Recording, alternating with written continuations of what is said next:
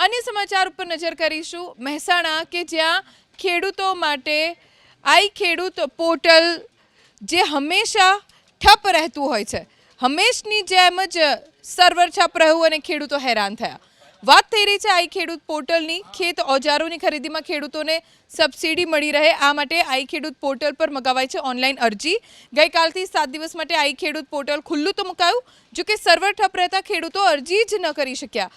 મહેસાણાની શંખલપુર ગ્રામ પંચાયત કચેરી કે જ્યાં ઓનલાઈન અરજી કરવા ખેડૂતોને ધક્કો ખાવો પડ્યો।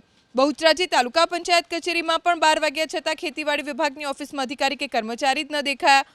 પરિણામે ખેડૂતોને હાલાકી ભોગવવી પડી।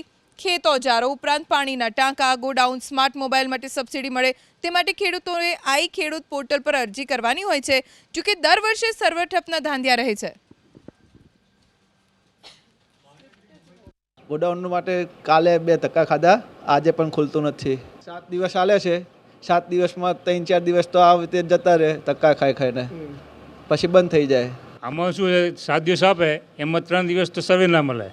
હવે અહીંયા હાલે કે સર્વે બંધ છે, ડાઉન છે કે બરાબર, લાઈન પાછું અરજીઓ પર આવીને ધક્કા પાછું જવું પડે અને અમારે કામ થતું નથી કંઈ। આજી અરજીઓના કારણે અહીંયા આવીએ તો નેટ ના આવે, આવું નવું બધું હોય એટલે કોમ થતું નહીં એકબીજાનું, ધક્કા ખાઈને થાકવાનું થાય। એટલે નેટ બને એટલું જલ્દી સારું આવે તો બહુ સારું।